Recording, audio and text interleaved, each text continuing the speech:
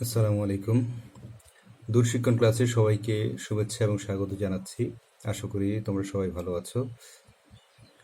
পরিচিতি, আজকে আমরা নবম দশম শ্রেণীর পরিণতি এবং নাগরিকতা বিষয়ে আলোচনা করব। আমরা গত ক্লাসে পঞ্চম অধ্যায় নিয়ে আলোচনা করেছিলাম, সংবিধান নিয়ে। আজকে আমরা ষষ্ঠ অধ্যায় নিয়ে আলোচনা করব, পরিণতি এবং নাগরিকতা, নবম দশম শ্রেণী, ষষ্ঠ অধ্যায়। আজকের পাঠ, বাংলাদেশের সরকার ব্যবস্থা। শিকন ফল, এখান থেকে তোমরা যে বিষয়গুলো শিখতে পারবে সেগুলো হলো বাংলাদেশের সরকারের স্বরূপটা কেমন তা বলতে পারবে, যে বাংলাদেশ সরকার ব্যবস্থাটা কেমন, এটা এটা কী রূপ, এটা রাষ্ট্রপতি শাসিত নাকি প্রধানমন্ত্রী শাসিত নাকি স্বৈরাচারী নাকি গণতান্ত্রিক নাকি অগণতান্ত্রিক নাকি রাজতান্ত্রিক, যে সরকারের ব্যবস্থা আছে, কোন সরকার ব্যবস্থা বাংলাদেশে বর্তমান আছে, ওই সরকার ব্যবস্থাটা তোমরা জানতে পারবে। 2 নম্বর, বাংলাদেশের রাষ্ট্রপতি, প্রধানমন্ত্রী এবং মন্ত্রিসভার ক্ষমতা এবং কার্যাবলী তোমরা বর্ণনা করতে পারবে। 3 নম্বর, সরকারের বিভিন্ন বিভাগের বর্ণনা করতে পারবে। বাংলাদেশ সরকারের স্বরূপ, তোমরা যদি পাঠ্য বইয়ে যাও তাহলে সরকারের স্বরূপটা এভাবেই বর্ণনা দেওয়া আছে। বলছে এখানে, স্বাধীনতা যুদ্ধ চলাকালীন 1971 সালে 10 এপ্রিল বাংলাদেশের প্রথম সরকার গঠিত হয়। সেটা তোমরা সবাই জানো। বাংলাদেশে একটি গণপ্রজাতান্ত্রিক রাষ্ট্র। এই রাষ্ট্রে সকল ক্ষমতার মালিক জনগণ। যখন আমরা ভোট দেই, সরকার নির্বাচিত করি, তখন সার্বভৌম ক্ষমতা জনগণের হাতে থাকে। এছাড়া বাংলাদেশে একটি এককেন্দ্রিক রাষ্ট্রও বটে। আমাদের দেশে সংসদীয় পদ্ধতির সরকার ব্যবস্থা চালু আছে। এই ব্যবস্থায় রাষ্ট্রপতি রাষ্ট্রের সর্বোচ্চ ব্যক্তি সম্মানের দিক থেকে। তবে দেশের প্রকৃত শাসন ক্ষমতা প্রধানমন্ত্রীর হাতে বা মন্ত্রিপরিষদের হাতে ন্যস্ত থাকে। মন্ত্রিপরিষদ এখানে প্রকৃত শাসন ক্ষমতার অধিকারী এবং প্রধানমন্ত্রী হলেন সরকার প্রধান। তার নেতৃত্বেই মন্ত্রিপরিষদ তাদের কার্যক্রম পরিচালনা করে থাকে। তাহলে আমরা দেখলাম যে আমাদের সরকারের স্বরূপটা কেমন। তাহলে আমরা দেখলাম যে আমাদের সরকারের স্বরূপটা হচ্ছে গণতান্ত্রিক। আমাদের সংবিধানে দেওয়া আছে গণপ্রজাতন্ত্রী বাংলাদেশ। জনগণের এখানে কি আছে? সার্বভৌম ক্ষমতার মালিক জনগণ। জনগণই নির্বাচনের মাধ্যমে তাদের প্রতিনিধি নির্বাচন করে এবং তারা সংসদে যায়, সংসদে গিয়ে সরকার গঠন করে এবং 5 বছর তারা দেশ পরিচালনা করে। এখন আমরা যাব বাংলাদেশের সরকারের বিভিন্ন যে বিভাগগুলো আছে। আমরা জানি বাংলাদেশ সরকারের 3টি বিভাগ আছে: আইন, শাসন এবং বিচার বিভাগ।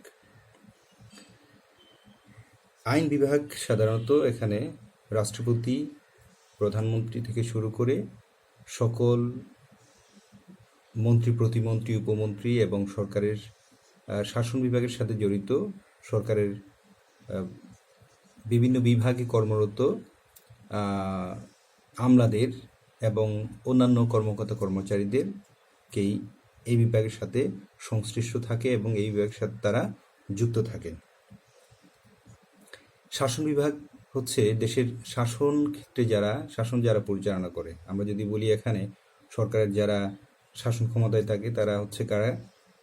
তারা সরকারের কর্মকর্তা কর্মচারীরা, পুলিশ বাহিনী, তারপর হচ্ছে সেনাবাহিনী, র্যাব থেকে শুরু করে যারা আছে সবাই শাসন বিভাগের সাথে যুক্ত আছেন। আর বিচার বিভাগ হচ্ছে 3 নাম্বার, সরকারের যে বিভাগ বিচার কার্যক্রম পরিচালনা করে, ন্যায় বিচার, সমাজে ন্যায় বিচার পরিচালনা করে এবং যারা সুবিচারের জন্য কাজ করে, ন্যায় প্রতিষ্ঠার জন্য যারা কাজ করে, সেটা হচ্ছে কি বিচার বিভাগ। এখন আমরা যে ছবিটা দেখছি সেটা হচ্ছে বাংলাদেশের সংবিধানের যে প্রচ্ছদটা। এখানেই বিস্তৃত বর্ণনা আছে বাংলাদেশের সরকার ব্যবস্থা সম্পর্কে। এখন আমরা যাব শাসন বিভাগের যে ইটা আছে, যে শাসন বিভাগের একটা বড় অংশ জুড়ে আছে রাষ্ট্রপতির ক্ষমতা এবং কাজ। রাষ্ট্রপতি বাংলাদেশের কি কি ক্ষমতা এবং কাজ পরিচালনা করে, তার ক্ষমতাটা কেমন, সেটা আমরা দেখব। প্রথমে আমরা যাই রাষ্ট্রপতি বাংলাদেশের সর্বোচ্চ একজন ব্যক্তি। সর্বোচ্চ ক্ষমতার যার আছে গণপ্রজাতন্ত্রী বাংলাদেশের তিনি রাষ্ট্রপ্রধান। তবে রাষ্ট্রপ্রধান হলেও তিনি আসলে নামে মাত্র প্রধান। সকল ক্ষমতা কেন্দ্রীভূত থাকে বা সকল ক্ষমতা থাকে প্রধানমন্ত্রীর কাছে। দু একটি ব্যতিক্রম ছাড়া প্রধানমন্ত্রীর পরামর্শক্রমে তিনি রাষ্ট্রের সকল কাজ পরিচালনা করেন। তিনি টানা 2 মেয়াদ থাকতে পারবেন অথবা 10 বছর তিনি ক্ষমতায় থাকতে পারবেন, তার পদে থাকতে পারবেন। এর মধ্যে যদি তার বিরুদ্ধে কোনো অভিযোগ আনা হয়, সংবিধান লঙ্ঘন, গুরুতর অপরাধ অথবা অসদাচরণ, তাহলে তাকে সংসদের 2/3 সদস্যের মাধ্যমে তিনি অপসারিত হবেন বা তাকে অভিশংসন করা যাবে, তার পদ থেকে তাকে সরিয়ে দেওয়া যাবে। এবং রাষ্ট্রপতির নির্বাচনের জন্য তার বয়স হতে হবে 35 বছর। 35 বছর যে কোনো ব্যক্তি চাইলেই যোগ্যতার ভিত্তিতে রাষ্ট্রপতির পদের জন্যে নির্বাচনের জন্য তিনি উপযুক্ত হতে পারবেন। এখন আমরা যাব রাষ্ট্রপতির ক্ষমতা এবং কাজ। এখানে 7টি ক্ষমতা এবং কাজ দিয়েছে। প্রথম হচ্ছে শাসন সংক্রান্ত কাজ, আইন সংক্রান্ত কাজ, বিল উত্থাপন ক্ষেত্রে, তারপর হচ্ছে সুপ্রিম কোর্টের বিচারপতি এবং অন্যান্য বিচারপতিদের নিয়োগের ক্ষেত্রে সম্মানের উৎস, জরুরি অবস্থার ঘোষণার জন্যে এবং অন্যান্য যে দায়িত্বগুলো আছে। তাহলে আমরা প্রথমে যাই রাষ্ট্রপতির শাসন সংক্রান্ত কাজ। এখানে বলছে রাষ্ট্রপতি বাংলাদেশের রাষ্ট্রের প্রধান, সরকারের সকল শাসন সংক্রান্ত কাজ তার নামে পরিচালিত হয়। তিনি প্রধানমন্ত্রীকে নিয়োগ দেন, অন্যান্য মন্ত্রী, প্রতিমন্ত্রী, উপমন্ত্রীদের নিয়োগ দেন।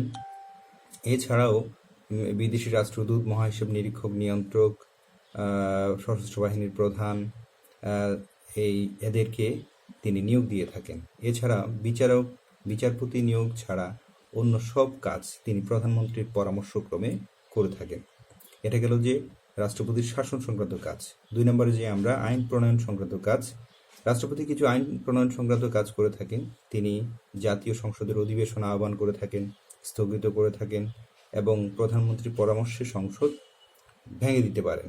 তিনি সংসদে ভাষণ দিয়ে বাণী পাঠাতে পারেন এবং সংসদ কর্তৃক তিনি যে কোনো বিলের সম্মতি দান করতে পারেন বা সম্মতি দান করেছেন বলে বিলটি পরবর্তীতে আইনে পরিণত হতে পারে। 3 নম্বরে যাই আমরা অর্থ বিল সংক্রান্ত। রাষ্ট্রপতি সম্মতি ছাড়া কোনো অর্থ বিল সংসদে উত্থাপন করা যায় না। রাষ্ট্রপতির এক্ষেত্রে সম্মতির প্রয়োজন। কোনো কারণে সংসদ কোনো ক্ষেত্রে অর্থ মঞ্জুর করতে অসমর্থ হলে রাষ্ট্রপতি 60 দিনের মধ্যে সংশ্লিষ্ট তহবিল হতে অর্থ মঞ্জুর করতে পারে। 4 নম্বর সুপ্রিম কোর্টের বিচারপতি এবং অন্যান্য বিচারপতিদের নিয়োগের ক্ষেত্রে যে বিষয়টা আছে সেটা হলো রাষ্ট্রপতি সুপ্রিম কোর্টের প্রধান বিচারপতি এবং তার সাথে পরামর্শ করে আপিল এবং হাইকোর্ট বিভাগের অন্যান্য বিচারপতিদের তিনি নিয়োগ দিয়ে থাকেন। এছাড়াও আছে তিনি অন্যান্য আদালত অন্য কোনো কর্তৃপক্ষ বা কর্তৃক দণ্ডপ্রাপ্ত ব্যক্তির সাজা তিনি মওকুফ করে থাকেন। কোনো ব্যক্তি যদি ফাঁসির দণ্ডাদেশপ্রাপ্ত হয়, রাষ্ট্রপতি চাইলে তাকে ক্ষমা করে দিতে পারেন। 5 নম্বর সম্মানের উৎস। রাষ্ট্রপতি সকল সম্মানের উৎস তার অনুমতি ছাড়া দেশের কোনো নাগরিক অন্য কোনো দেশের দেয়া কোনো সম্মান বা পদবি গ্রহণ করতে পারে না। এই ক্ষেত্রে তাকে জানাতে হবে। 6 নম্বর জরুরি অবস্থা ঘোষণার ক্ষেত্রে রাষ্ট্রপতির একান্তে এখতিয়ার আছে। যুদ্ধ বা অন্য দেশ কর্তৃক আক্রান্ত হলে বা অভ্যন্তরীণ গোলযোগের কারণে দেশের নিরাপত্তা বা শান্তি বিঘ্নিত হওয়ার উপক্রম হলে রাষ্ট্রপতি জরুরি অবস্থা জারি করতে পারেন। তবে এক্ষেত্রে প্রধানমন্ত্রীর পরামর্শ একান্ত প্রয়োজন হয়। 7 নম্বর অন্যান্য যে বিষয়টা আছে সেটা হলো এছাড়াও রাষ্ট্রপতি আরও অনেক দায়িত্ব পালন করে থাকেন। তিনি জাতীয় অনুষ্ঠানে সভাপতিত্ব করেন, দেশের বরেণ্য ব্যক্তিদের খেতাব, পদক, সম্মাননা প্রদান করেন, বিভিন্ন রাষ্ট্রের চুক্তি, দলিল তার নির্দেশে সম্পাদিত হয়। তিনি বিভিন্ন দেশের বাংলাদেশে নিযুক্ত বিদেশি কূটনীতিকদের পরিচয়পত্র গ্রহণ করেন। প্রধানমন্ত্রী এবং অন্যান্য মন্ত্রী এবং বিচারপতিদের তিনি শপথ বাক্য পাঠ করান। এই গেল আমাদের রাষ্ট্রপতির ক্ষমতা এবং কাজ। তোমাদের বইতে একটা চার্ট দেওয়া আছে, তোমরা যে ছবিতে দেখছো সেটা হচ্ছে জোড়ায় কাজ। শিক্ষার্থীরা রাষ্ট্রপতির ক্ষমতা এবং কাজের প্রধান ক্ষেত্রগুলো চিহ্নিত করবে। এখন আমরা যে বিষয়গুলো আলোচনা করলাম 7টা পয়েন্ট, প্রথমটা দেওয়া আছে বইয়ে, শাসন সংক্রান্ত কাজ। অন্যান্যগুলো তোমরা আলোচনাটা দেখে আমি যে পয়েন্টগুলো বলেছি সেটা এখানে ফিল আপ করবে। প্রধানমন্ত্রী, যদি আমরা প্রধানমন্ত্রী যাই, তিনি এখানে বলছে তোমাদের বইয়ে, প্রধানমন্ত্রী হলো শাসন মন্ত্রী পরিষদের কেন্দ্রবিন্দু এবং সরকার প্রধান। তাকে কেন্দ্র করে বাংলাদেশের শাসন কার্য পরিচালিত হয়। প্রধানমন্ত্রী এবং মন্ত্রিসভা হলো দেশের প্রকৃত শাসক। জাতীয় সংসদের সংখ্যাগরিষ্ঠ সদস্যদের আস্থাভাজন ব্যক্তিকে সাধারণত রাষ্ট্রপতি প্রধানমন্ত্রী হিসেবে নিয়োগ দিয়ে থাকেন। প্রধানমন্ত্রীর কার্যকাল 5 বছর, তবে এর আগে কোনো কারণে তিনি যদি সংসদে আস্থা হারান তাহলে তিনি পদত্যাগ করেন। প্রধানমন্ত্রী স্বেচ্ছায় পদত্যাগ করতে পারেন। প্রধানমন্ত্রী পদত্যাগ করলে মন্ত্রিসভাও ভেঙে যায়। তাই প্রধানমন্ত্রীকে সরকারের স্তম্ভ বলা হয়। তিনি একসাথে সংসদের নেতা, মন্ত্রিসভার নেতা এবং সরকার প্রধান। তাহলে আমরা প্রধানমন্ত্রী সম্পর্কে জানলাম। এখন আমরা জানবো প্রধানমন্ত্রীর ক্ষমতা এবং কাজ। প্রধানমন্ত্রীর ক্ষমতা ও কাজের ক্ষেত্রেও 7টি ক্ষমতা এবং কাজ দিয়েছে। 1 নাম্বার দিয়েছে শাসন সংক্রান্ত কাজ, তারপরে 2 নাম্বার মন্ত্রিসভার প্রধান হিসেবে কাজ, 3 নাম্বার বাজেট প্রণয়নে তার কাজ, 4 নাম্বার সংসদ নেতা হিসেবে তার ভূমিকা, 5 নাম্বার পররাষ্ট্র বিষয়ক ক্ষমতা, তারপরে 6 নাম্বার জরুরি অবস্থা এবং তার ক্ষমতা, 7 নাম্বার প্রধানমন্ত্রী জাতীয় স্বার্থের রক্ষক।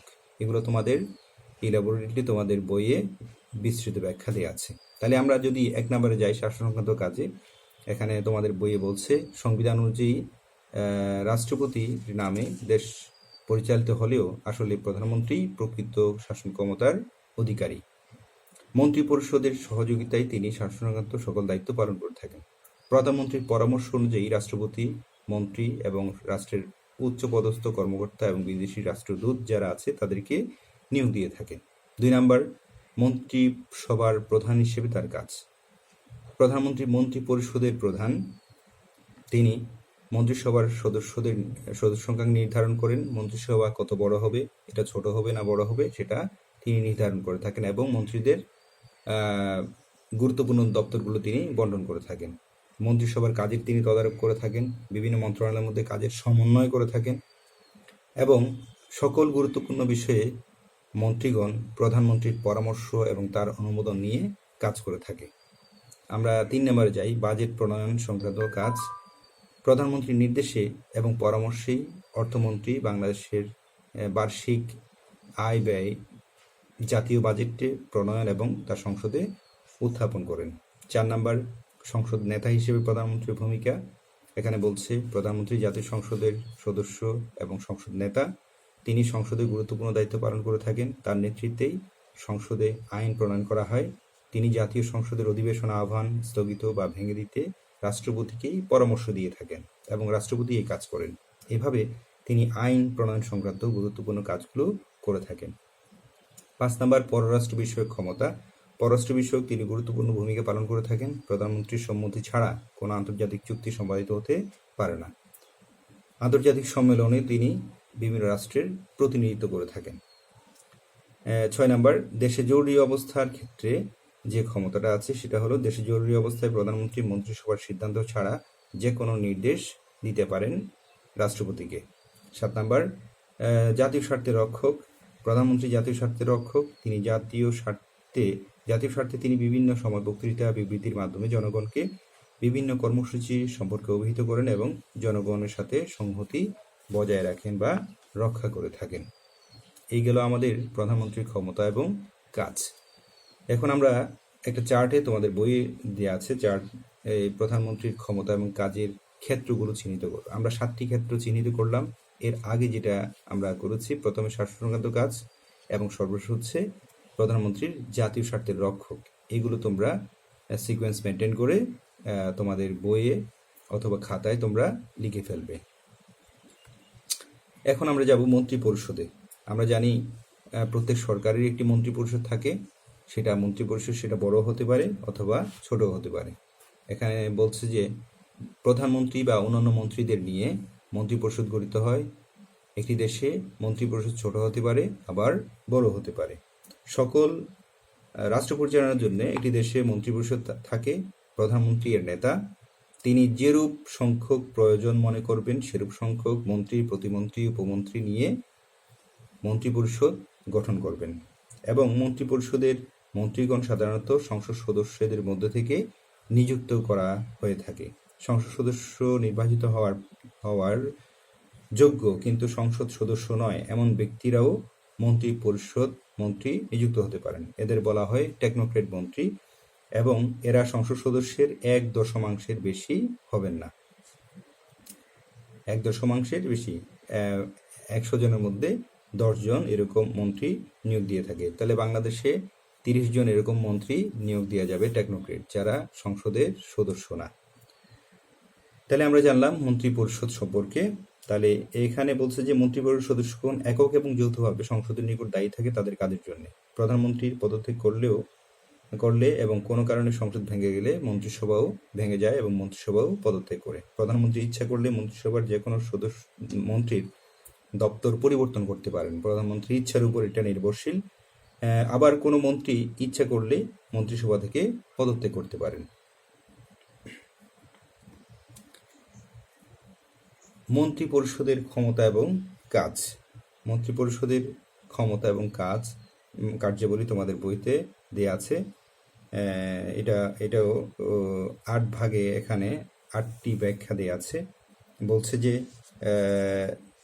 প্রধানমন্ত্রীর সহকর্মী হিসেবে তারা কাজ করেন। 2 নাম্বার, প্রধানমন্ত্রীর নেতৃত্বে মন্ত্রিসভার নিয়মিত বৈঠক অনুষ্ঠিত হয় এবং তারা ওই বৈঠকে দেশের আইন শৃঙ্খলা, অর্থনৈতিক অগ্রগতি, বৈদেশিক সম্পর্ক, প্রতিরক্ষা এসব বিষয়ে তারা আলোচনা করেন। 3 নাম্বার বলছে যে মন্ত্রিপরিষদ সরকারের বিভিন্ন মন্ত্রণালয়ের কাজের মধ্যে সমন্বয় সাধন করেন। 4 নাম্বার, আইন প্রণয়ন এবং পুনরায় আইন সংশোধন এবং জাতীয় সংসদের নেতৃত্ব দেয়া মন্ত্রিপরিষদের অন্যতম প্রধান কাজ। 4 নাম্বার, প্রতি বছর দেশে যে বাজেট প্রণয়ন করা হয় সেই বাজেটের ক্ষেত্রে অর্থমন্ত্রী তত্ত্বাবধানে খসড়া বাজেট প্রণীত হয়। মন্ত্রিপরিষদ অন্যান্য সদস্যদের নিয়ে এ বিষয়ে সহযোগিতা দান করে থাকেন। 6 নাম্বার, দেশের সার্বভৌমত্ব এবং নিরাপত্তার জন্য মন্ত্রিপরিষদ গুরুত্বপূর্ণ ভূমিকা পালন করে থাকে। দেশের প্রতিরক্ষা বাহিনী গঠনের দায়িত্ব মন্ত্রিপরিষদের হাতে। 7 নাম্বার, প্রধানমন্ত্রীর নেতৃত্বে মন্ত্রিপরিষদ বৈদেশিক নীতি নির্ধারণ করে থাকে। এবং 8 নাম্বার, মন্ত্রিপরিষদ সরকারের এবং জনগণের মধ্যে সেতুবন্ধ হিসেবে কাজ করে থাকে। সারসংক্ষেপ, যদি আমরা সারসংক্ষেপে যাই তাহলে আমরা আজকের যে বিষয়গুলো আলোচনা করলাম সেটা হচ্ছে বাংলাদেশ সরকারের স্বরূপ, বাংলাদেশ সরকারটা কেমন সেটা তোমরা ইতিমধ্যেই জেনেছো আলোচনা থেকে। বাংলাদেশ সরকার হচ্ছে গণতান্ত্রিক, বাংলাদেশ সরকার হচ্ছে সংসদীয় গণতন্ত্র এখানে চালু আছে, এককেন্দ্রিক সরকার ব্যবস্থা এবং সরকার প্রধান হলেন প্রধানমন্ত্রী এবং তার নেতৃত্বে মন্ত্রিপরিষদ গঠিত হয়। আর সরকারের 3টি বিভাগ আছে, আইন, শাসন, বিচার। এই 3টি বিভাগের সমন্বয়ে সরকার সুচারুরূপে দেশ পরিচালনা করে থাকে। তারপরে আমরা আলোচনা করলাম রাষ্ট্রপতির ক্ষমতা এবং কাজ, প্রধানমন্ত্রীর ক্ষমতা এবং কাজ, এবং মন্ত্রিপরিষদের ক্ষমতা এবং কার্যাবলী আলোচনা করলাম। আমরা পরবর্তী ক্লাসে বাংলাদেশের প্রশাসনিক কাঠামো, তারপরে যে বাংলাদেশের আইনসভা, বাংলাদেশের জাতীয় সংসদ বা আইনসভার কার্যাবলী, তারপরে বিচার বিভাগের যে কাজগুলো আছে এগুলো নিয়ে আমরা আলোচনা করব পরবর্তী ক্লাসে। অনুশীলনমূলক কাজ, আজকের আলোচনা থেকে তোমরা যে কাজগুলো বাসায় করবে সেগুলো হলো: 1 নাম্বার, বাংলাদেশ সরকারের স্বরূপটা উল্লেখ করো, প্রথমে যেটা আলোচনা করেছি ওটাই। 2 নাম্বার, সরকারের কয়টি বিভাগ নিয়ে গঠিত এবং বিভাগগুলো কি কি। আমরা জানি যে সরকার 3টি বিভাগ নিয়ে গঠিত, আইন, শাসন এবং বিচার। 3 নাম্বার, বাংলাদেশের শাসন বিভাগের সর্বোচ্চ ব্যক্তিকে, এটা প্রধানমন্ত্রী নাকি রাষ্ট্রপতি। আমরা জানি যে সর্বোচ্চ ব্যক্তি হলেন রাষ্ট্রপতি, শাসন বিভাগের সর্বোচ্চ ব্যক্তি। 4 নাম্বার, রাষ্ট্রপতির ক্ষমতা এবং কাজের বর্ণনা দাও। 5 নাম্বার, বাংলাদেশ সরকার প্রধানকে, এবং 6 নাম্বার, প্রধানমন্ত্রীর ক্ষমতা এবং কাজের বর্ণনা দাও। এইসব কাজগুলো তোমরা বাসায় বসে করবে। আজ এই পর্যন্তই, তোমরা বাসায় থাকবে, তোমরা আমাদের ক্লাসগুলো মনোযোগ দিয়ে শুনবে এবং তোমরা কলেজ খুললেই তোমাদের ইনশাল্লাহ পরীক্ষা হবে, এই প্রিপারেশন নিতে থাকো তোমরা। আর আমাদের ক্লাসগুলো মনোযোগ দিয়ে শোনো, যে ক্লাসগুলো আমরা করছি এবং সিলেবাসটা তোমরা নখদর্পণে রাখবে। আল্লাহ হাফিজ।